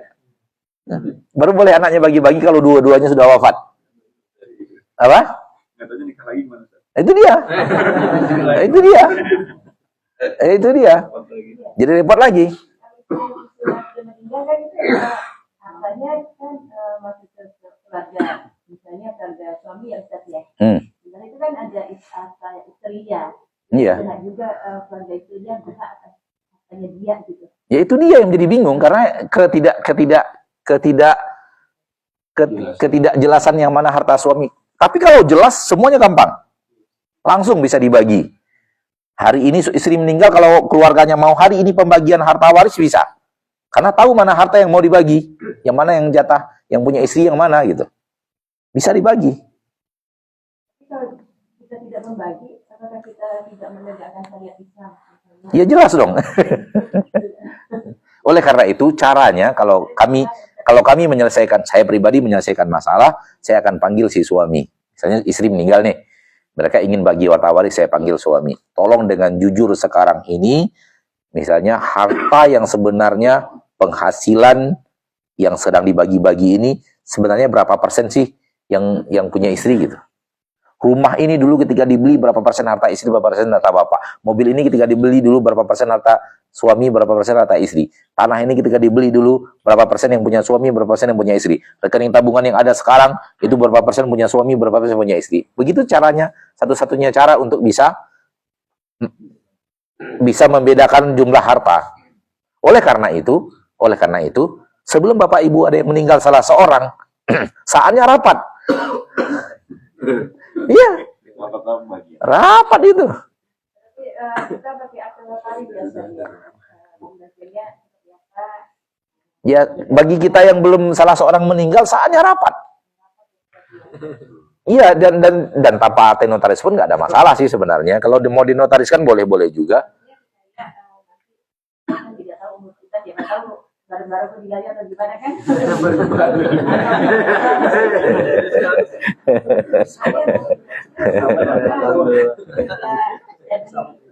Apa ya? Makanya kalau kita masih hidup sekarang ini, suami istri masih hidup, itu saatnya ya rapatlah di Makkah ini rapat. Nah, jadi tanah dan bisa main ikhlas-ikhlasan. Kita lihat ya ikhlas-ikhlasan tanah ini untuk suami, tanah ini untuk istri gitu.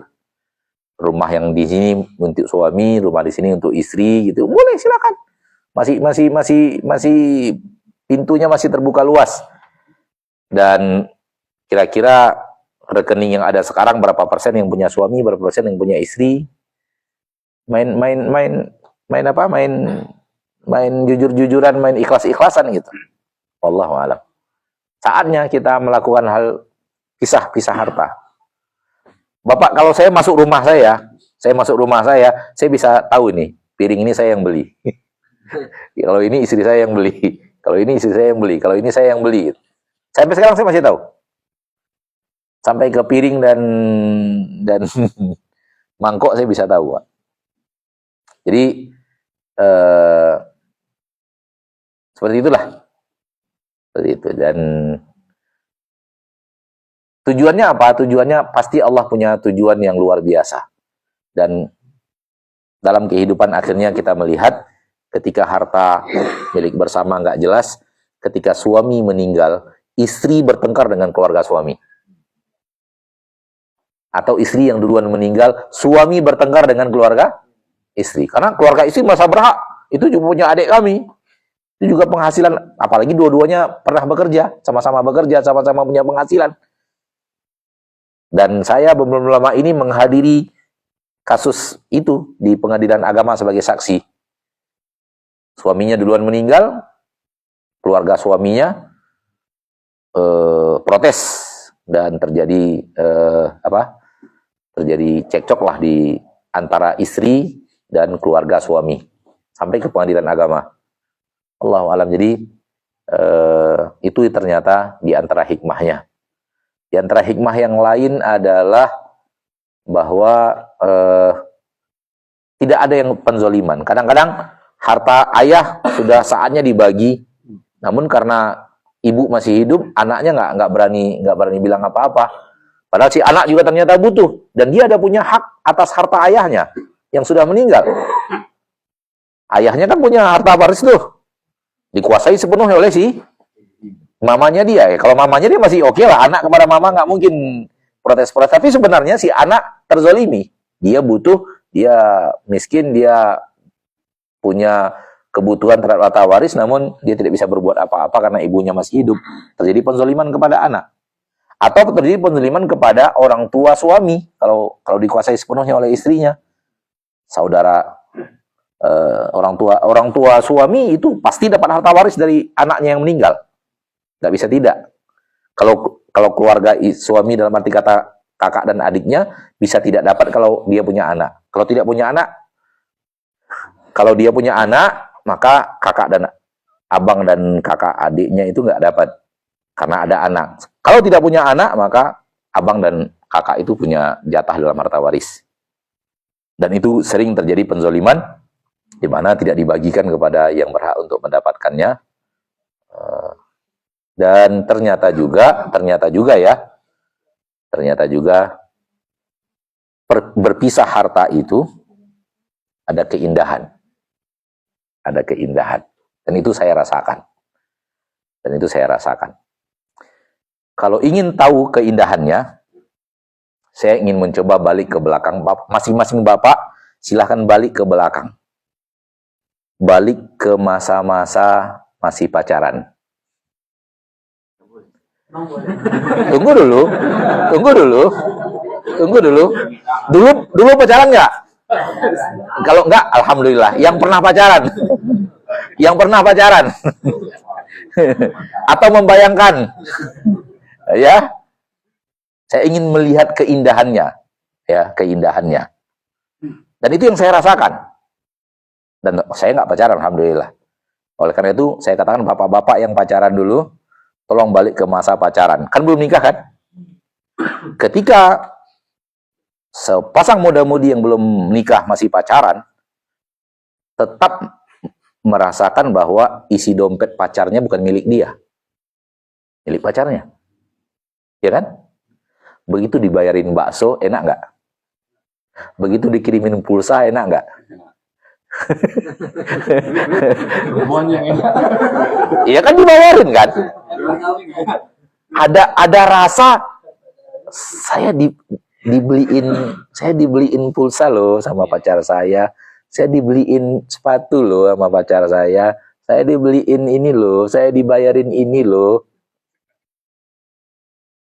Itulah keindahan yang hilang dalam dunia rumah tangga, harta campur.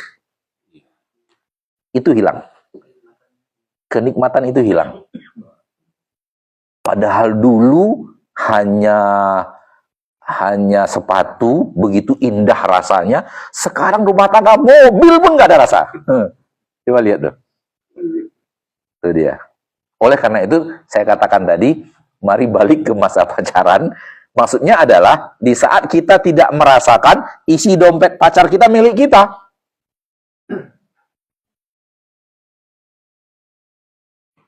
Begitu dibayarkan, begitu diberikan, terasa diberi.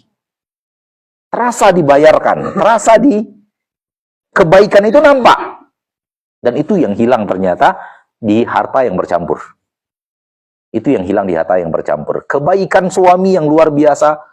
Kalau suami yang satu, apalagi suami itu memang dia yang cari nafkah, istrinya murni ibu rumah tangga, benar-benar pemberian luar biasa yang dilakukan suami kepada istri, dan istri tidak merasa apa-apa. Memang itu harta saya juga kok.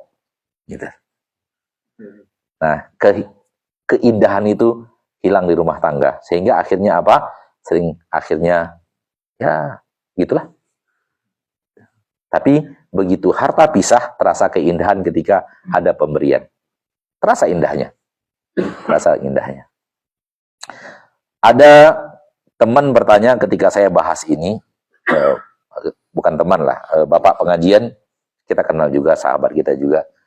Dia berkata, Ustadz, kok kayak nggak adil ya gitu. Nggak adilnya di mana, Pak? Ya, saya bukan protes, saya ingin bertanya, Ustadz, ada sesuatu yang menggelitik di hati saya. Saya tahu bahwa yang agama pasti benar, tapi kok kayak menggelitik di hati saya, Ustadz. Saya mau tanya. Silakan, Pak. Contoh gini, Ustadz. Misalnya si suami benar-benar dia satu-satunya yang mencari nafkah. Istrinya adalah ibu rumah tangga murni, tidak ada penghasilan. Betul-betul ibu rumah tangga murni. Oke. Terus suami pergi berbisnis misalnya. Dia dapat keuntungan 500 juta dari bisnisnya itu. Baik, Pak. Terus 500 juta semua milik suami. Iya, Pak. Istrinya nggak dapat apa-apa dari 500 juta itu. Secara syariat enggak, itu milik suami. Hak istri adalah nafkah bulanan yang kebutuhan bulanan dia, makan dia, pakaian dia, rumah dan semacamnya itu wajib. Iya, saya tahu. Tapi yang dari 500 juta itu nggak ada hak istri. Enggak. Di sini yang saya merasa aneh, Ustaz. Kan suaminya tiba-tiba dapat 500 juta, istri nggak dapat. Saya katakan begini, namun dalam agama kita adalah, masa sih kamu dapat untung segitu, kalau kamu benar-benar cinta kepada istri, nggak ngasih istri, gitu. Masa sih? Sebagai seorang suami yang mencintai istrinya, dia dapat keuntungan 500 juta, masa sih nggak berbagi dengan orang yang dia cintai? Berbagi yang bukan nafkah wajib loh, Pak. Nafkah wajib udah pasti itu. Nafkah wajib udah pasti. Tapi kalau dia memang dapat keuntungan besar, masa sih dia nggak berbagi sama orang yang dia cintai? Masa dia makan sendiri? Gitu. Nah, cinta itulah yang membuat suami berbagi. Dan si istri akan merasakan keindahan cinta itu, karena cinta itu yang mengundang pembahagian itu. Gitu. Si suami dengan cintanya memberikan sebahagian 500 juta dari keuntungan itu untuk istrinya. Ini Mas dapat untung 500 juta nih, Mas kasih kamu 150 juta gitu. Terasa wah, Mas saya perhatian ke saya gitu. Karena nggak cinta namanya kalau istri kalau dapat untung gitu diam-diam aja gitu. Wallahu alam. Seperti itu. Jadi masih ada kesempatan nih Bapak Ibu yang untuk rapat malam ini ya. Malam ini dan malam-malam setelahnya gitu untuk. Karena memang secara syariat itu yang benar bahwa harta suami milik suami, harta istri milik istri. Dan ketika salah seorangnya wafat, tahu mana harta yang harus dibagi punya suami. Kalau suami yang meninggal, tahu mana yang harus dibagi punya istri kalau istrinya yang duluan meninggal. Supaya tidak terjadi hal-hal yang penzaliman demi penzaliman yang banyak di belakang. Wallahu a'lam. Ini jatah siapa yang bertanya? Bapak ya? Silakan Pak. Jadi banyak istri. Ya boleh, nggak apa-apa. Sebenarnya perempuan. Di rumah Ustaz. Ya. Apakah dia harus pakai jilbab? Tidak wajib. Dia wajib, Ustaz. Yang pakai jilbab itu wajib hanya apabila laki-laki ada laki-laki yang tidak boleh melihat auratnya. Nah, itu yang wajib. Tapi kalau yang lain enggak. Nah, boleh. Dia baca Quran tanpa menutup auratnya, tanpa pakai jilbab boleh.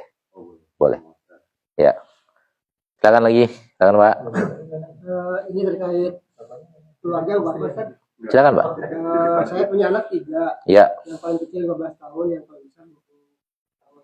Ya. 3 anak ini dalam permintaan doanya itu ada hal-hal yang tadi yang keinginan Ustaz. Jadi kebutuhannya ya akhiratnya ada gitu ya. Akhirat, husnul khotimah ada. Tapi di bawahnya ya, mobil, HP kayak gitu. Itu kira-kira sebagai orang tua bagaimana cara mensikapinya Ustaz? Nitip doa. Iya. Ya nggak apa-apa, silakan doakan. Silakan Pak doakan. Alhamdulillah. Tidak berjenjang gitu kan. Kalau Ustaz tadi mobil tuh mobil kijang dulu, naik.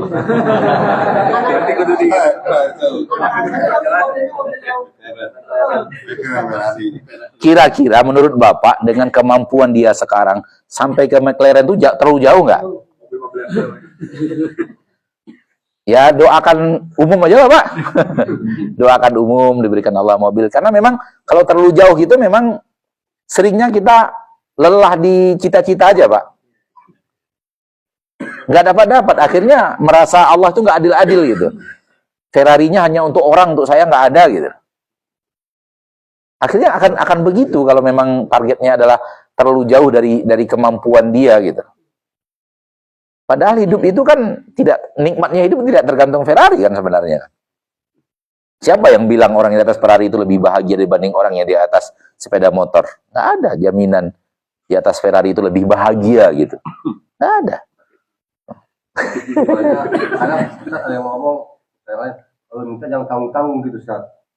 Kalau minta sebutin detail katanya. Tadi itu yang mau saya tanya tentang doa yang begitu. Ya detail dalam kemampuan Pak. Tapi detailnya dalam ketidakmampuan terlalu jauh sulit gitu. Detail nggak apa-apa, tapi detail dalam kemampuan dan kebutuhan kita yang memang saat itu gitu loh. Misalnya gini, kita memang sedang dalam perkara ini. Perkara ada sesuatu yang terjadi, lalu kita detailkan kepada Allah, ya Allah saya begini, si fulan begini, kemudian saya begini, ya Allah saya sudah bisa memaafkan, namun begini, kemudian detailkan kepada Allah, nggak ada masalah. Kita mengadu kepada Allah bagikan seolah-olah Allah di hadapan kita gitu. Jadi detailnya bukan berarti ya Allah Ferrarinya 2, Lamborghini 2 gitu. Enggak gitu juga gitu. Detailnya enggak begitu gitu. Iya. Berdoa mudah-mudahan bisa umroh lagi ke sini. Nah, itu kan alhamdulillah bisa itu. Kalau saya tambahin mudah-mudahan di Grand Pullman bukan hotel. Jadi detail kalau bisa sekalian hotelnya yang dekat. Iya kan sekira-kira kemampuannya nggak jauh-jauh lah Pak. Iya menurut Ana sih Pak antara 25 dan 35 nggak jauh-jauh lah Pak. Iya kan? Dekat lah itu 25 ke 35 dekat itu sebenarnya. Iya kan nggak terlalu jauh gitu. Hah? Masih lah, masih. Iya, masih nggak jauh-jauh banget. Iya kan, itu kan nggak jauh itu sebenarnya itu. Beda kita dengan Pullman kan 10 doang. Iya kan? Enggak, kalau kita berangkat bertiga ya beda 30 juta. Insya Allah masih bisa lah gitu. Nggak berat-berat kali, Pak.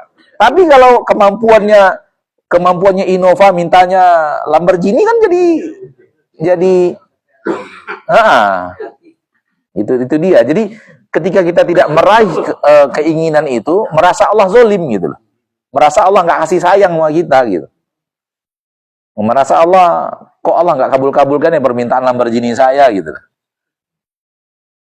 Seperti itu. Kalau terlalu jauh seperti itu jadinya gitu.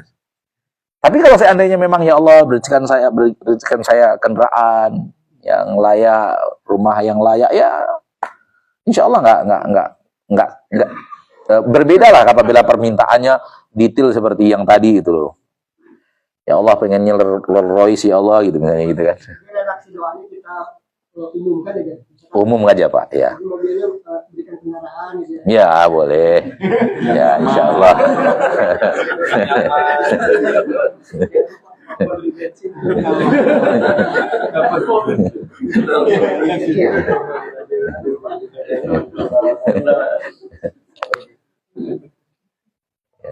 Wallahu a'lam. Ya, silakan yang lain. Yang mana dulu? Silakan Pak. Ya, nanti ke sana lagi.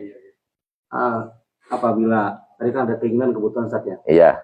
Apabila alhamdulillah keinginan kita selalu Allah penuhi kabulkan. Masya Allah, Masya Allah. Nah, tiba-tiba terbersih hati. Ini sebenarnya ujian atau nikmat? Apakah ada indikatornya, Ustaz? Baik. Baik.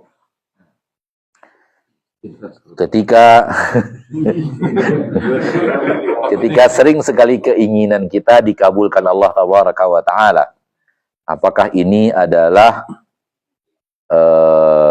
nikmat ataukah ini adalah ujian yang kita diuji oleh Allah dengan apakah engkau dengan keinginan-keinginan yang terkabulkan ini, apakah engkau pandai bersyukur atau tidak gitu ya. Soal ujian sebenarnya Pak, soal ujian sebenarnya, semua hidup kita ini ujian. Kalau bicara ujian ya, semua hidup kita ini ujian. Harta yang, kemudahan yang Allah berikan adalah ujian, dan kesempitan yang Allah berikan adalah ujian. Semuanya ujian. Kemiskinan bagi si miskin adalah ujian, kekayaan bagi si kaya adalah ujian, pangkat dan jabatan bagi si pejabat adalah ujian. Seorang ustadz, ilmu seorang ustadz bagi seorang ustadz adalah ujian, ada jemaah bagi seorang ustadz adalah ujian, pamor bagi seorang yang punya pamor adalah ujian, semuanya ujian, nggak ada yang tidak ujian sama sekali, karena dunia ini semuanya negeri ujian. Allah berfirman di dalam Al-Quran surat Al-Fajr, fa'ammal insanu idza mabtalahu rabbuhu fa'akramahu wa na'amahu fayaqulu rabbi akraman wa amma idza mabtalahu faqadara alaihi rizqa fayaqulu rabbi ahanan. Manusia apabila Allah uji dia dengan Allah berikan kepadanya harta, Allah berikan kepadanya kemuliaan. Lihat Allah uji tadi. Kalimatnya Allah uji. Apabila Rabb-nya menguji dia, apabila Allah menguji dia dengan memberikan, curahkan nikmat-nikmat kepadanya, memberikan kemuliaan-kemuliaan kepadanya, maka dia akan berkata, Rabbku telah memuliakanku. Namun apabila Rabb-nya mengujinya, apabila Allah menguji dia, faqadara alaihi rizqah, lalu Allah sempitkan rezekinya. Fayaqul, manusia akan berkata, Rabbku telah menghinakan diriku. Kita ambil lihat ayat, Allah mengatakan, apabila Allah menguji manusia dengan Allah berikan rezeki dan kemuliaan. Apabila Allah menguji manusia dengan Allah sempitkan rezeki. Dua-duanya ujian. Jadi semuanya adalah, pada dasarnya adalah ujian. Kekayaan adalah ujian, kemiskinan adalah ujian. Siapa yang lulus ujian? Yang lulus ujian adalah yang ketika diuji dengan kekayaan bersyukur, ketika diuji dengan kemiskinan bersabar. Ketika diuji dengan nikmat dia pandai bersyukur, ketika diuji dengan kesempitan dia pandai bersabar. Itulah orang yang menang ujian. Yang menang ujian adalah orang yang terpuji. Jadi yang orang yang terpuji bukan ketika dia diberikan nikmat. Nikmat bagi seseorang yang Allah berikan nikmat belum tentu bahwa Allah sayang. Allah sayang apabila dia pandai bersyukur, akan menjadi hamba yang bersyukur. Dan kemiskinan bagi orang yang miskin belum tentu itu adalah bukti Allah murka. Tapi itu adalah ujian. Allah baru cinta kepadanya kalau dia pandai bersabar dengan kesempitan yang Allah sedang berikan kepadanya. Maka semua pada dasarnya adalah ujian. Maka caranya adalah ketika ini adalah kemudahan-kemudahan diberikan oleh Allah, pertanyaannya adalah apakah nikmat-nikmat kemudahan yang Allah berikan ini kita gunakan untuk hal yang Allah ridhoi atau kita gunakan untuk hal yang Allah benci. Apabila kita gunakan untuk Allah yang Allah ridhoi, insya Allah itu adalah kebaikan, bukan istidraj. Namun apabila kita tetap melakukan apa yang Allah benci, kemudian nikmat terus mengalir, ini yang paling kita takutkan. Kita tak bertahan di atas maksiat, nikmat terus mengalir. Ini tanda-tanda istidraj yang tadi disebutkan. Bahwa seorang hamba tetap istiqomah di atas maksiatnya, namun Allah tetap melancarkan rezekinya di atas maksiat yang dia kerjakan. Itu adalah istidraj. Tandanya adalah bahwa Allah ingin dia memperbanyak maksiat, dikhawatirkan adalah firman Allah tabaraka wa taala, falamma nasu ma dzukiru bihi fatahna alaihim abwaaba kulli syai hatta idza farihu bima utu akhadnahum baghtatan fa idza hum mublisun. Ketika mereka tidak mau ditegur, tidak mau diberikan peringatan, tetap berbuat maksiat dan sudah tidak mau diingatkan, kami lapangkan untuknya segala sesuatu rezeki. Kami lapangkan justru, kata Allah. Sampai dia merasa bangga, merasa congkak, sombong dengan apa yang dia dapatkan, akhadnahum baghtatan, ketika itu kami azab dia, kami matikan dia, kami hancurkan segala-galanya, dan dia terdiam tidak bisa berbuat apa-apa. Itu dia istidraj itu.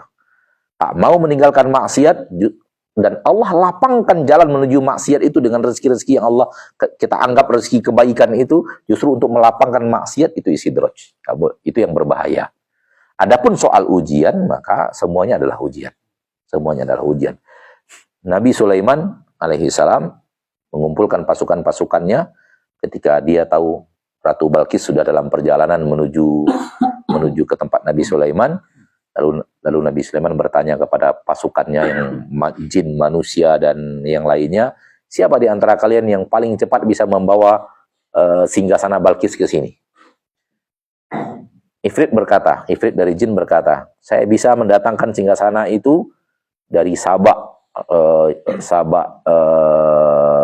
Yaman ke Palestina. Nabi Sulaiman di Palestina, dari Yaman ke Palestina.